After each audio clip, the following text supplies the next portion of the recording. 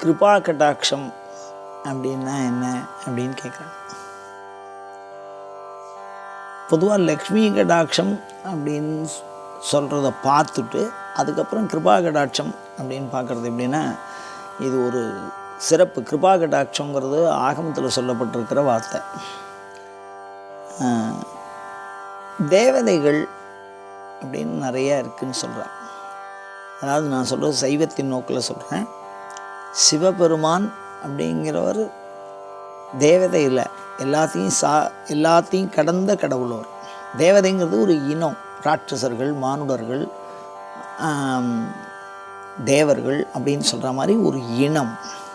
அந்த மாதிரி கிருபா கடாட்சம் அப்படிங்கிறது என்ன அப்படின்னா, தேவதைகளுடைய கண்கள் நம் மீது பதிதல். அதை தான் கிருபா கடாட்சம்னு சொல்லுவோம். இப்போ இந்த தேவதைகளுக்குன்னு பல்வேறு விதமான தேவதைகள் இருக்குது. ஆகாச தேவதைகள், பாதாள தேவதைகள், அந்தரிக்ஷ தேவதைகள் அப்படின்லாம் இருக்குது. ஆகாசில் மாத்திரமே இருக்கும் அது. சில தேவதைகள் வந்து பூமிக்கும் கீழே இருக்கும், பாதாள தேவதைகள்னு பேர். சில தேவதைகள் வனதேவதாபிகின்னு சொல்கிறோம், காடுகளில் இருக்கும். அது மாதிரி மயானத்தில் சில தேவதை இருக்கும். ஒரு இடம் சார்ந்து அந்தந்த தேவதை இருக்குன்னு சொல்கிறேன். அது வந்து ஒரு மானுடர்கள் எப்படி வசிக்கிறார்களோ, எப்படி வந்து குருவி, பறவைகளில் பல்வேறு விதம், ஒன்றுத்துக்கும் ஒரு தனி பண்பு இருக்கா மாதிரியோ, அது மாதிரி ஒரு இனம் தேவதைகள். அந்த தேவதைகளுடைய பார்வையை கிருபா கடாட்சம் என்று சொல்லுவது மரபாக இருக்கிறது.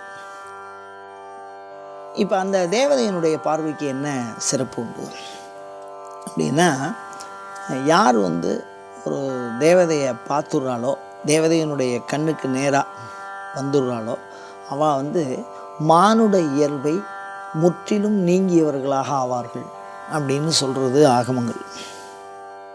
அந்த பார்வைக்கு அவ்வளோ விசேஷம் சொல்கிறது. ஒரு தேவதையினுடைய பார்வை வந்து ஒரு மனிதர் மேலே பட்டுருது அப்படின்னு சொன்னால், அவர்களுக்கு இயல்பான அந்த மானுட இயல்பிலிருந்து மாறுபடுவார்கள். சரி, அப்படி அந்த மாற்றம் எதை விளைவிக்கும்?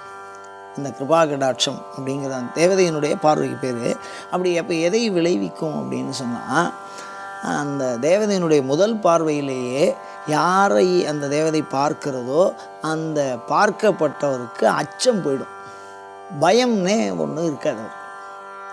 அதுதான் முதல் விஷயம். தேவதையினுடைய கண் வந்து நம்ம மேலே பட்டுருச்சுன்னா பயம் இருக்காது, அச்சங்கிற ஒரு உணர்வே இருக்காது. அதுக்கு அடுத்தது பார்த்திங்கன்னா, எந்த தேவதை நம்மை பார்க்கிறதோ அந்த தேவதையினுடைய தன்மை உடையவர்களாக, அதனுடைய சிறப்பு தன்மைகளை நாம் இயல்பாக பெற்றவர்களாகும். ஒவ்வொரு தேவதைக்கும் ஒவ்வொரு குணம் இருக்கும். இப்போ யக்ஷின்னு ஒரு தேவதை இருக்குது, அது 3 காலமும் சொல்லும். அந்த 3 காலம் சொல்லக்கூடிய அந்த யக்ஷியினுடைய பார்வைக்கு நம்ம பட்டோம் அப்படின்னு சொன்னால், முதல்ல அச்சம் போயிடும். ரெண்டாவது என்னது அப்படின்னு கேட்டால், அந்த தேவதைக்கு உண்டான தன்மை இருக்கோ இல்லையோ, குணம், 3 காலத்தையும் சொல்லக்கூடியது, அந்த தன்மை வந்து நமக்குள்ளே வரும். அந்த பார்வைக்கு மாத்திரம் அவ்வளோ சிறப்பு உண்டு. அப்போ 3 காலங்களையும் அறிந்து சொல்லக்கூடிய தன்மை மானுடனுக்கு இயல்பாக இல்லை. கடந்த காலத்தை சொல்லலாம், நிகழ்காலத்தை சொல்லலாம், எதிர்காலத்தை ஓரளவுக்கு தான் சொல்லலாம். ஆனால் வந்து காரணகாரி அடிப்படைகளை காட்டி சொல்கிறோம் எதிர்காலத்தை. அப்படி இல்லை, யக்ஷி சொல்கிறது என்ன சொல்கிறோமோ அப்படியே பலிக்கும், அந்த பார்வை வந்துடும். இப்போ வந்து அஸ்வினி தேவர்கள்னு இருக்கா, அவளும் தேவர்கள் தான். அவளுடைய பார்வை நம்ம பேரில் படுறது அப்படின்னா, மருத்துவ துறையில் மிகுந்த ஆற்றல் உடையவர்களாக நாம் ஆவோம்.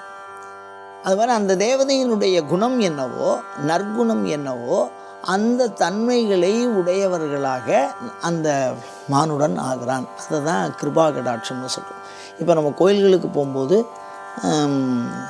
இன்னொரு பொருளில் கூட இந்த கிருபா கடாட்சங்கிற வார்த்தையை பயன்படுத்துகிறோம். என்னென்னா, கோயில்களில் இறைவனுக்கு முன்னாடி நிற்கிறோம்ல, இந்த சந்நிதியை போய் பார்க்குறோம்ல, அந்த இடத்துக்கு பேர் சந்நிதின்னு பேர் வச்சுருக்கா. சந்நிதினா முன்னால், திருமுன் அப்படின்னு அர்த்தம்.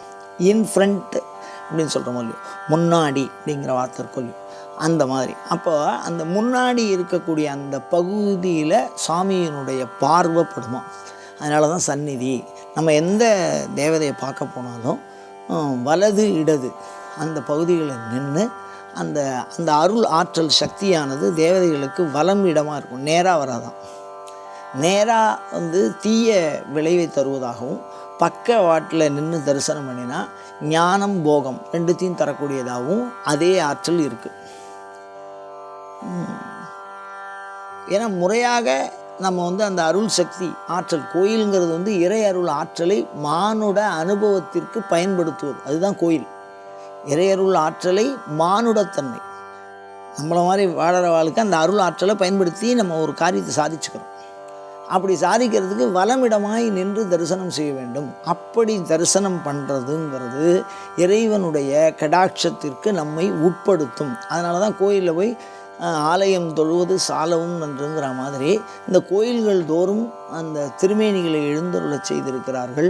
அந்த ஒவ்வொரு திருமேனியிலும் ஒவ்வொரு தேவதை அமர்ந்து அனுகிரகம் பண்ணுறது, அதனுடைய பார்வையை நாள்தோறும் நம்ம பார்த்துட்டே வரோம். அப்படின்னா என்றைக்காவது ஒரு நாள் அதோட பார்வை நம்ம போயிடுவோம். நாம் அதை பார்க்குறது விசேஷம் இல்லை, அந்த தேவதை நம்மளை பார்க்கணும். கூட்டியவா என்னை தன் அடியாருள்னு சொல்லுவார் அபிராமி பட்டர். என்னன்னா அபிராமி சொல்லணும் இவன் என்னுடைய அடியவன், சிவபெருமான் சொல்லணும் இவன் எனக்கு அடிமை அப்படின்னு சுந்தரரை பார்த்து சொன்னார்.